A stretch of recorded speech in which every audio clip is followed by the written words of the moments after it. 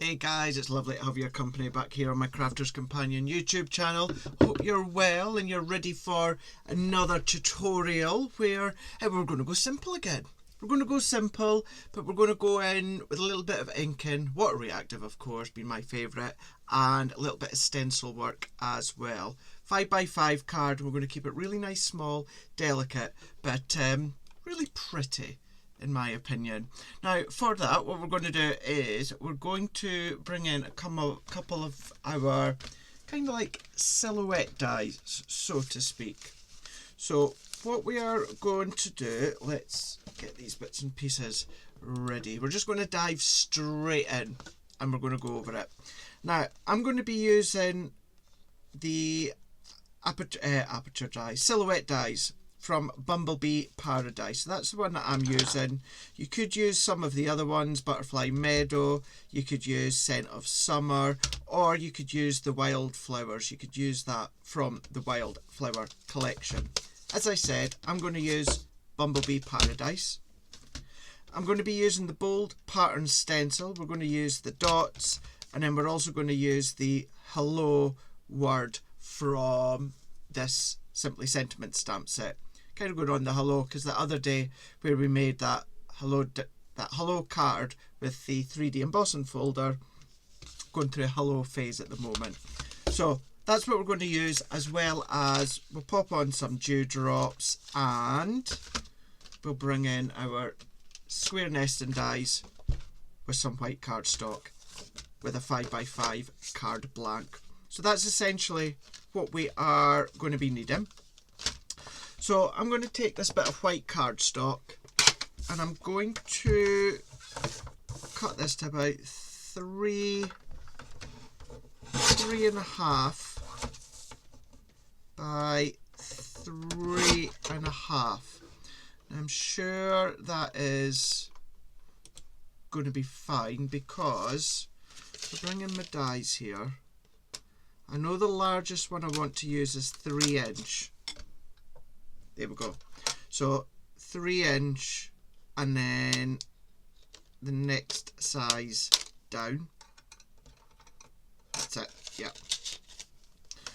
So let's have a look. So 3 inch. Yeah, that's going to be fine. So I've got my white cardstock at 3 inch by 3 inch. While we are here, let's take that other bit of white card and let's cut our die. So that is, the largest die is 3 inch by 3 inch, and then I'm using the next size down.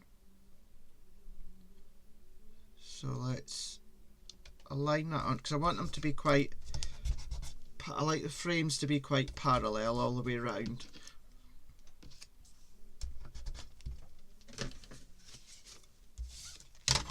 And let's take that one, frosted top plate, because it's quite a simplistic shape die that we don't need the magnetic shim. Now I'm only die cutting, so I'm not going to go into view for that one there, because of course it is simply just die cutting. Now we're going to use Pink Tulip and Pale Fig from our water reactives. Now what I'm going to do, and what you will see, it'll be nice to use things such as Colour Bloom or your pigments, anything like that you're going to be able to use. Let's just catch the end there. There we go.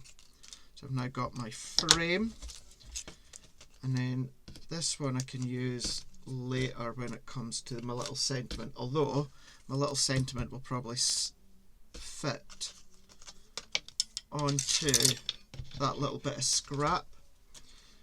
So let's do that while we are here.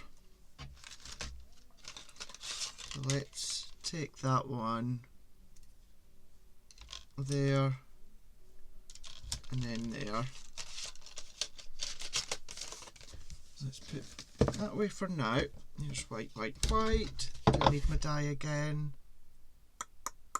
Yes I do, for the actual flower. So let's do that just shortly. Let's go in with our sentiment. And these are great because you really can freehand cut them. That's what I do anyway.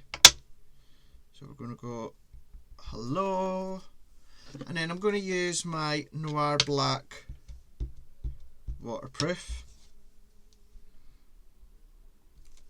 and stamp that in there. So we've just got our little hello. Let me pop that one back.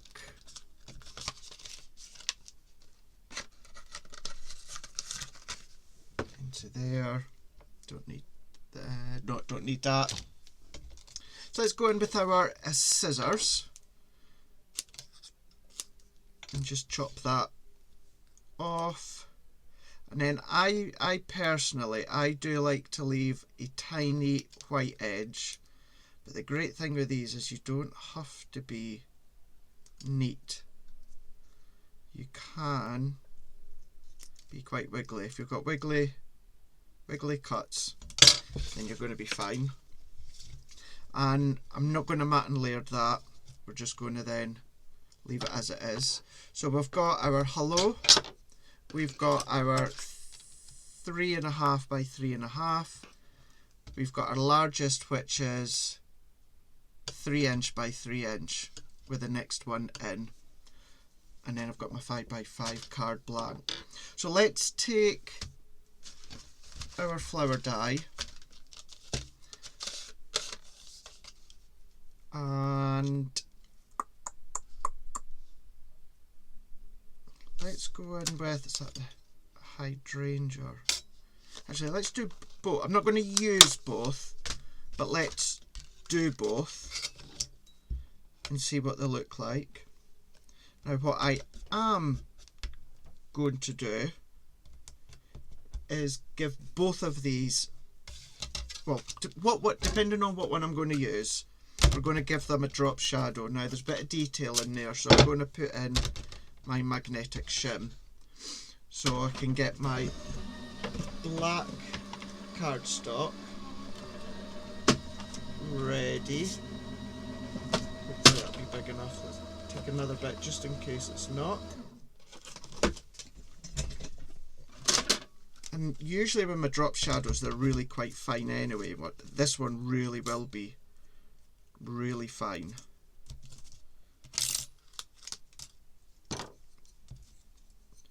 So there's those two there. So let's take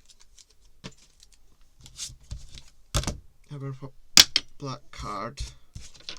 Yeah, that bit'll be fine. And let's cut them anyway, because I'll give them both. What we'll do to get the desired effect, for us to decide what one we're going to go with, we'll drop shadow both of them, and then when we come to assemble, we can decide what one we want. So I'm going to take my drink.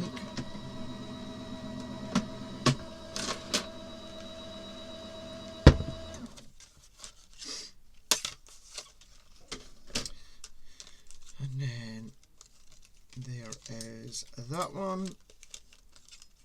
And there is that one. And I think it does, the reason it does work well with the thin black drop shadow is because we've got that touch of black from the sentiment, and it pulls it all in together. Although what you will see is what we're going to do with our inky background, you don't necessarily have to do a black shadow, because it'll still elevate against that backdrop. But I do think it's worthwhile doing it.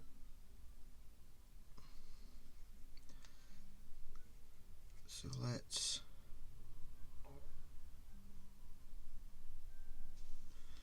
add that. So this is where I was meaning it really is going to be the finest of black drop shadow.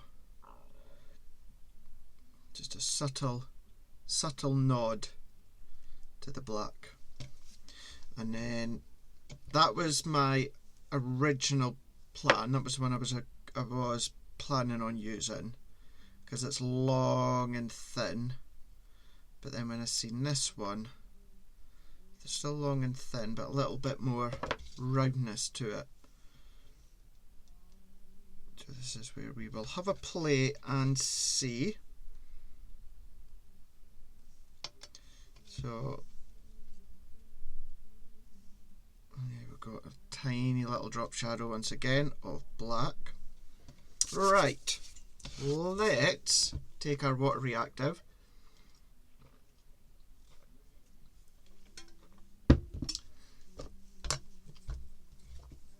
and got pink tulip, and then I've got my pale fig, and what we're going to do is we're going to give this background a really, really nice, smooth, blended coverage of pale pink tulip. So we're going to go in with my blending tool. You know, lately, every now and again, I've been using the blending brushes because I love them now, I really, really do. But I still love going back to my blending tools because they are my favourite. I personally find that I do get a really, really nice blend with them. I know some people struggle, but the best advice I can give you is start on your glass mat, and as I call a run and jump. So blend, blend, blend, blend, blend, circular motions up onto your cardstock, and keep going. What I mean by that is don't stop. So circle, circle, circle, and then just getting closer, closer, closer, and don't stop. Just keep blending. Keep blending in, ink in, circle, blend, blend, blend, up on to your card, so you get a nice blend. Also holding down with a scrap bit of cardstock, because it's water reactive, water based, you hold with your fingers, the oils in your fingers are going to transfer the fingerprints onto the backdrop, and I don't want that. So I am happy with that. So what I'm going to do, also I just put hook and loop on the back, and for my water reactive I have its own blending tool, or blending sponge.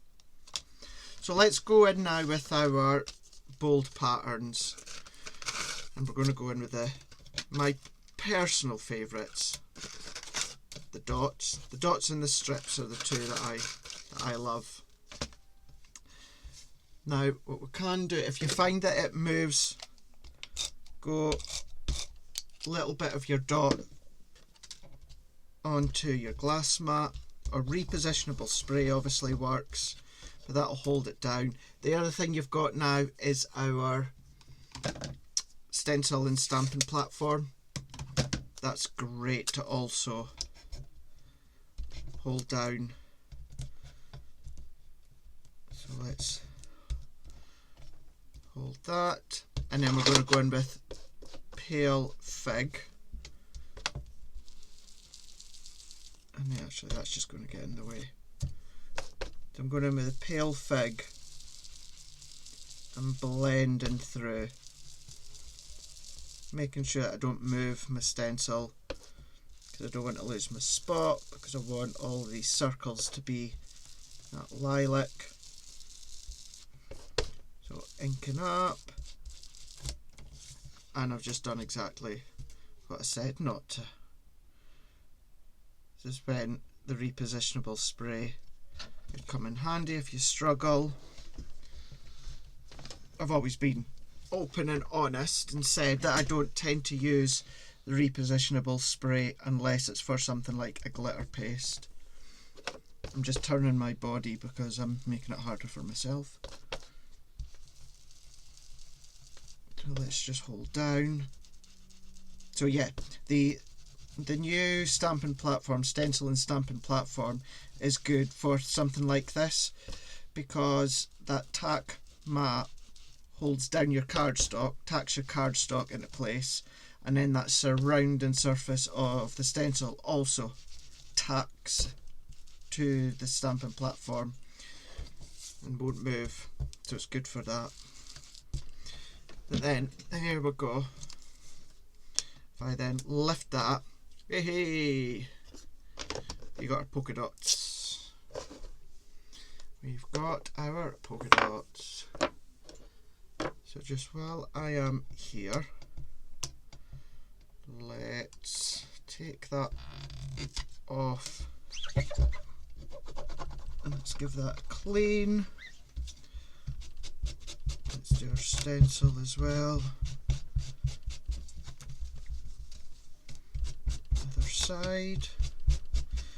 Make sure it's nice and clean for the next time I use it.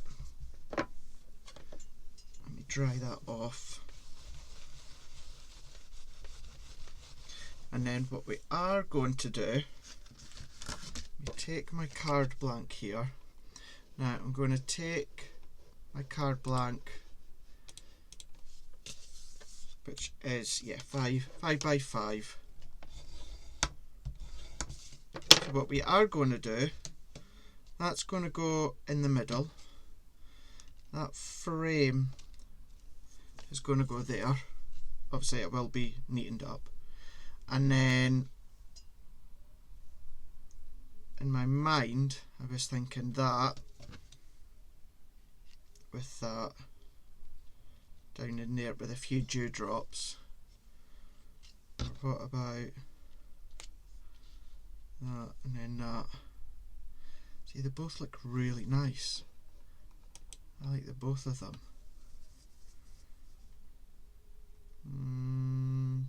Let's go that one. Yeah, I think if any of them, that one, just a little bit slimmer and thinner. Yep, let's go for that. So before we stick any of that down, let's go in with our glue. Now you could, when you stick this frame down, of course you could trim the excess of your inky background. I think something about that outer edge of the inky stencily background showing. So I'm going to try and level that one up. When it comes to thinner frames that you do with the nesting dies, obviously because they can be, well they're quite flexible, so I tend to just take a ruler and just butt them up to the edge just to straighten it. I'm just straightening those lines because they're flexible. Let's press that down, and then what we're going to do is let's do our insert. But because I've got just a little bit of pink and lilac, what I'm going to do is not actually what I can show you is I have got, now where is it? What have I done with it? What have I done? I had, is it underneath here?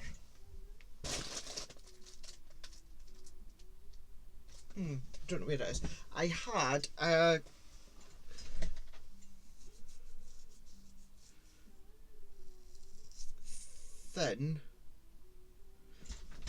thin 80 GSM but really good quality paper.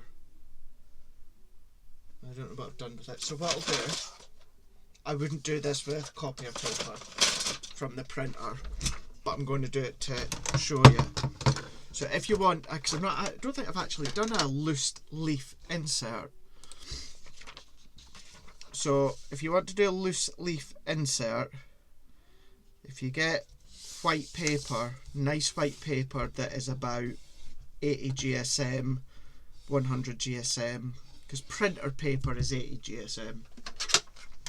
And then my card blank is 5x5. So what I'm going to do is I'm going to come a few millimeters under 5x5. And then what I'm going to do is I just use my tissue tape, but I've got a thin tissue tape. So you could use either tacky glue or a red liner tape. This is just Stix2's 3mm tissue tape. And I put it along the top. So this is what I do if I'm not doing a matte and layer insert. So take that off. So my card's going to open like that. So I always put the tape on the front, so the insert will also open like that. So I've got it to the top and to the front, and then I'm going to align that up and press, give that a press. So when I open that one up, my insert opens as well. So you've got that luxury loose leaf feel like you find with cards in the gift shops. So yes, I wouldn't be inclined to doing that with copier paper. It's just I don't know where I've put my good quality 80 GSM paper, but that's how I would do a loose leaf paper insert. And as I say, I don't think I've ever shown you that before, so that was nice, because usually I just do a matte and layer insert. Right, let's start to assemble this. So this layer, it's going to go flat because the flower, which I believe is the hydrangea, is going to go on foam pads. So let's pop that in the middle. So this is where this would work really well on a 4x4 card as well, because of the size. Let's go in with this, and let's go in with our trusted, you know what I'm like, I love all the big foam pads, but I still say never diss the OG 5mm small square foam pads. There's always a time and a place, and I know we can chop down our small foam pad, our large foam pads, and I do that. However, the whole purpose of small foam pads is, of course, to fill smaller surfaces, and I do still like my original small foam pads. So there we go. I'm not going to worry about the stock because we can have that little bit of loose hanging. Let's take these off into here. Now what I'm going to do is, because that is technically what we would say is it's still wet, you know, it's still blendable, the ink water content hasn't dried yet, that my foam pads, because they're dry, could just fall off the front. So I'm going to do a teeny little dot of glue. If this was onto a dry surface, I wouldn't bother about this. And then let's go into here. And what I'm going to do is I'm just going to kind of make sure that I'm over the edge at the top and bottom. So let's hold that for a moment. There we go. And then let's go in with our hello. And then that can tuck into there.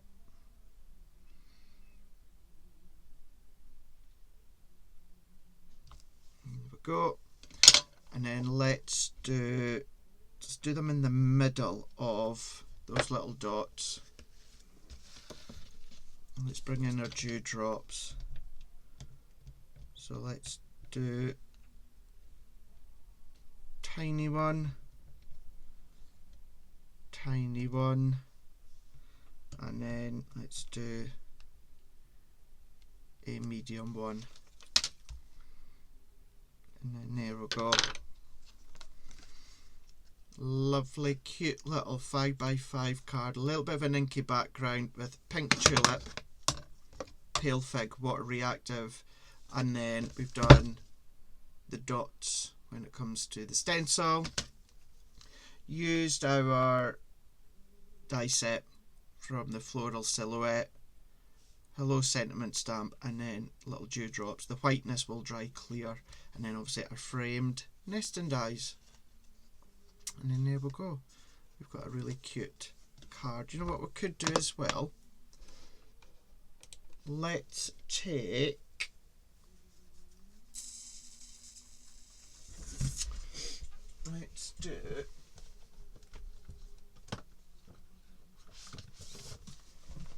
let's go on my special papers. Let's do an envelope for it while we're here.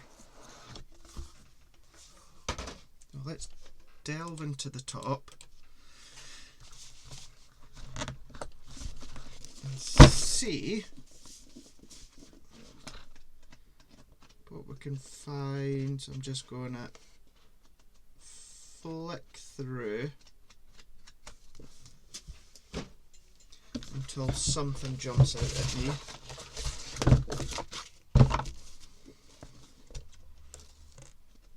Don't want anything too powerful because obviously that's light with lilac.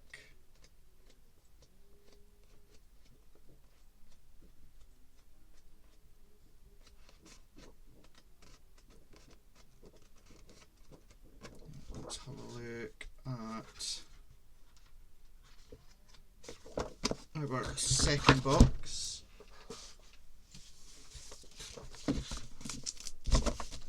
Don't want anything to, you know, when you know what you're looking for. You know what you're looking for. But you need to see it to know. And I know you guys will know exactly what I'm on about.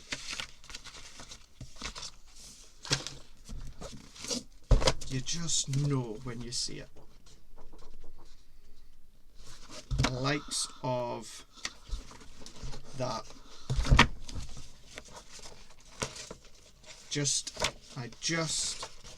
Yeah. Just knew. I'm still going to, I'll put that to the top so I don't lose it. I'm still going to have a flick through.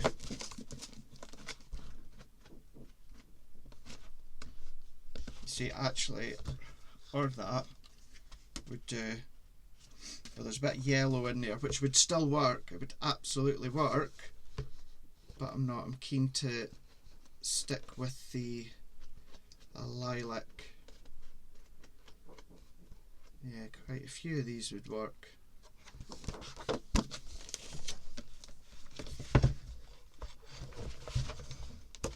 I think I'm going to go with what I seen.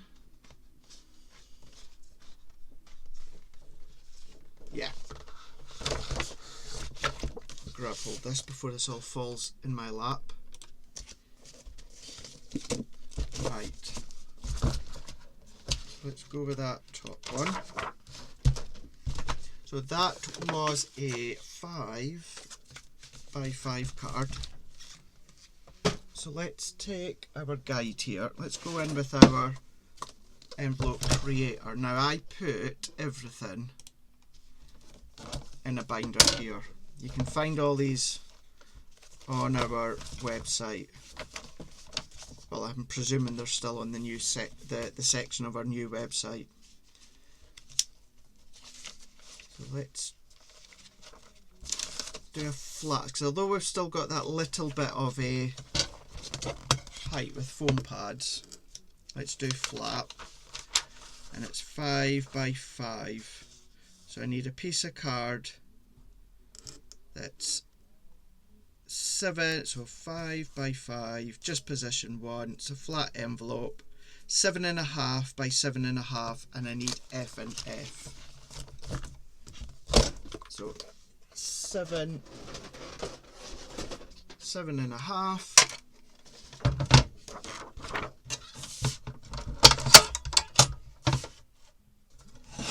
7.5 by 7.5.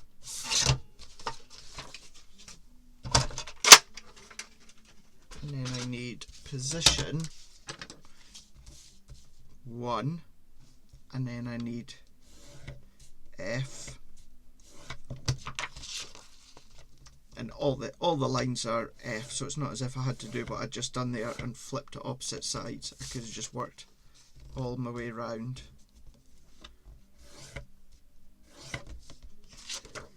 F and F. If you ever struggle with the score line on the back, when it cuts, mostly when it comes to pattern paper, you can do this. Just line your ruler up with the score line. Like I say, it's when it's plain paper on the back, it's not a problem. It's easy just to fold over. But sometimes it's hard on your pattern paper to see where that score line is. So if you can visually line up your ruler, makes it a lot easier. Because it's flat, it means what we can do is just cut out the notch on all 4.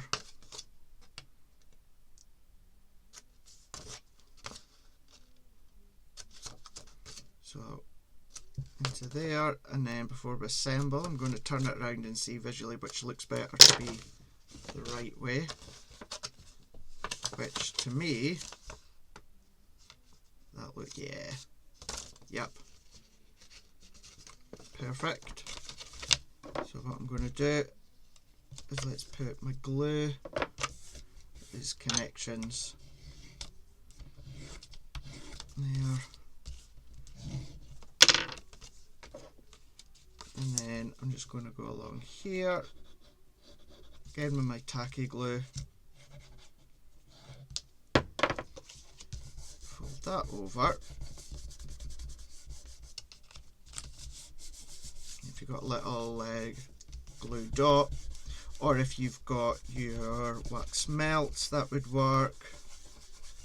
But yeah, a little glue dot. Usually what I would use is a little glue dot.